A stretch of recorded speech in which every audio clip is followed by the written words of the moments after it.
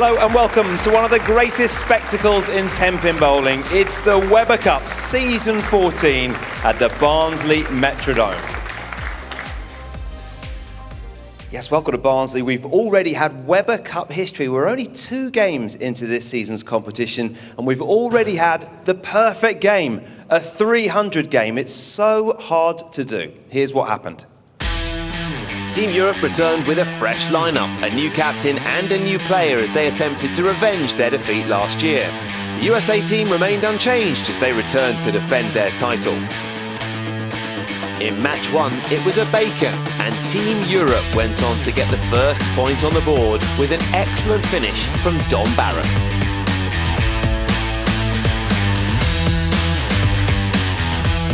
Match 2 saw the first singles game as Dom Barrett went up against Chris Barnes, and the Americans responded to their first match defeat in style as Barnes went on to score a perfect game.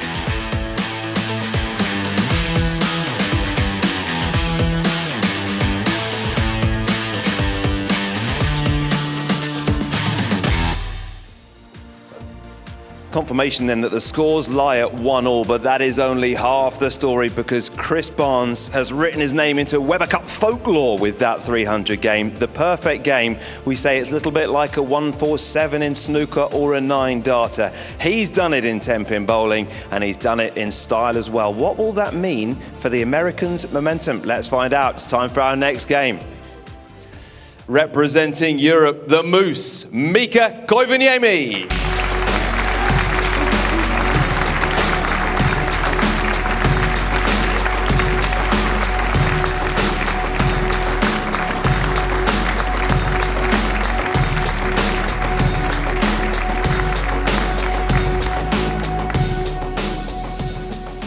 And now representing the USA, Tommy Jones.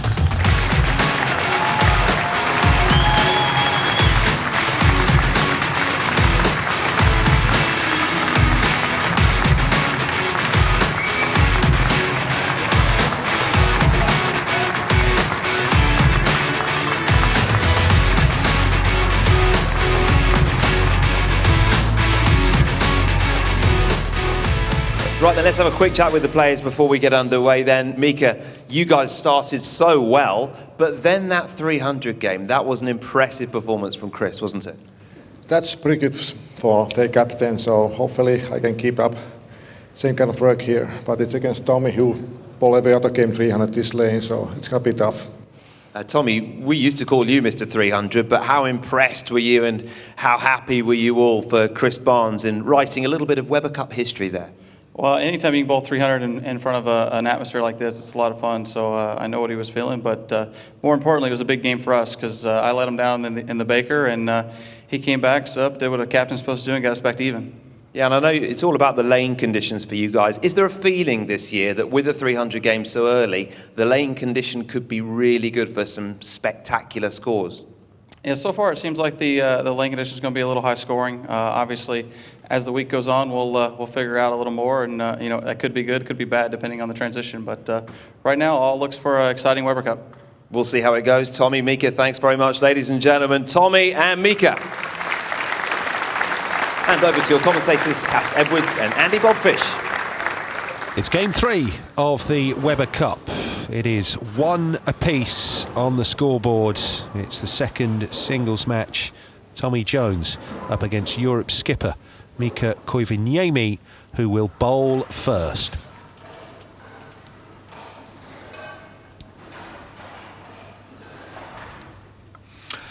Look out for the well-known, famous Mika Koivuniemi loft. When he releases the ball, he lofts it over the foul line and often goes about 6 to 10 feet down the lane before it touches. And there it is with a big thump. That's the start Mika would have wanted. Yeah, a big thump on the 1-3 pocket there as well. Sets up the reaction in the back end in the pin deck.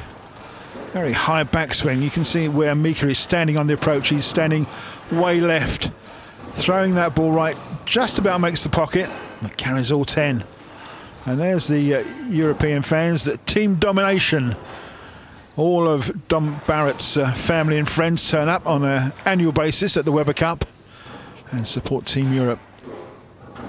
Yeah, we'll have to canvass American opinion. Non-playing Americans sitting right in the midst of that Barrett clan. Tommy Jones responding. As you can see on the score sheet, I could say that both players are actually on a 300 game, but it's true but slightly premature. Let's not go there just yet. Both players, of course, playing the lane, trying to work out where the oil is, which they can't see. It's only they can work it out on their ball reaction. Well, he's left the 10 standing, and Mika won't be happy with that. Standard's already been set this Weber Cup with that opening singles perfect game from Chris Barnes. Just a fraction light in that 1-3 pocket, and that 6 pin just lays in the channel, doesn't go around and hit the 10 pin, so it can only be a spare. But it's likely to be what they call a carry contest. Both of these players more than likely will hit that pocket, the 1-3 pocket for the right-hander, and just hope they can carry all 10 pins. Unfortunately, Mika left that one standing, so as we say, we call it a carry contest. It's either going to be 9s or strikes. Well, we certainly hope so anyway, Andy.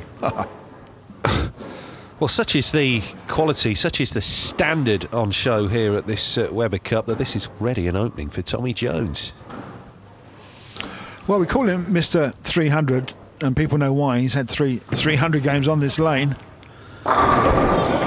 Bowling very much a similar sort of line that he is just now, and that's 2 strikes in a row for him.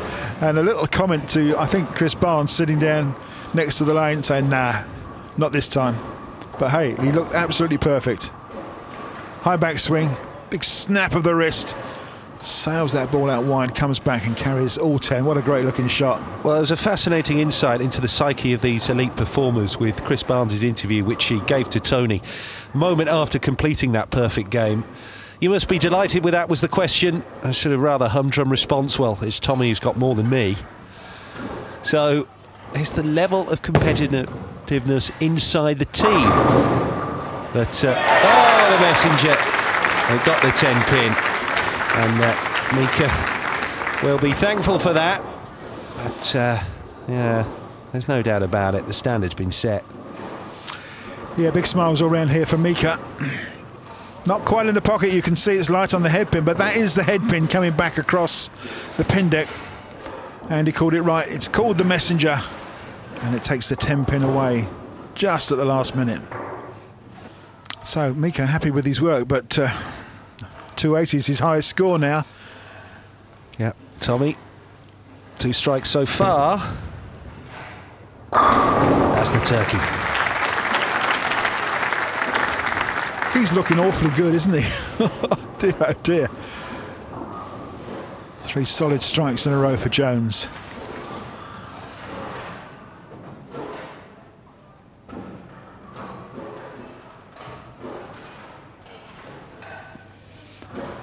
Pressure on Koivuniemi, but as long as Jones keeps striking, that pressure will still be there all the way through the game. Mika from Tampere in Finland originally. Lives and plays in the US these days, and he's able to strike there. Yeah, now resides in Heartland in Michigan, in the northern states of the USA, plays the PBA Tour, and is one of the top players out there. Been out there for about 13 or 14 years. So it's obviously having some great success, but it's nice to see him come back, A, for the Weber Cup, and also to come back in the close season and play on the European Tour and beat some of the European players. Also goes out to the Middle East and takes some of the titles out there. Jones, 3 strikes in a row. 4 from 4. TJ perfect so far, thank you very much. Yeah, I thought this one was just a tad tighter, straighter on that headpin 1-3 pocket. Does it not quite get out as far as it should? No, it's just a little bit, a big reaction in the back end, and that one is high on the headpin. in contrast, but it still carries all 10. Could that be the fortunate one? They do say that when bowlers have a 300 game, there's normally one strike in there that's maybe slightly not quite right, but the wheel of fortune turns in funny ways sometimes.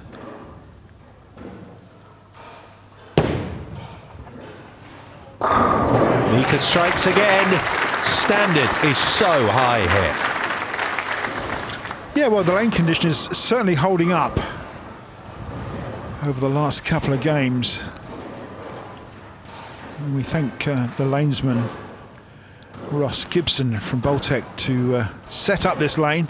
It's a high scoring condition, but as Chris Barnes said in a previous interview, it may well change. The lane pattern may be changed just to test these players out a little bit more, and I mean by change it could be shortened or lengthened, and that will make the players put their thinking hats on, maybe have to change some bowling balls with different reactions, but that's maybe all to come. At the moment we're watching, we call him Mr. 300, Tommy Jones, trying to do it again. 4 strikes from 4 frames thus far, and we can make that 5 from 5.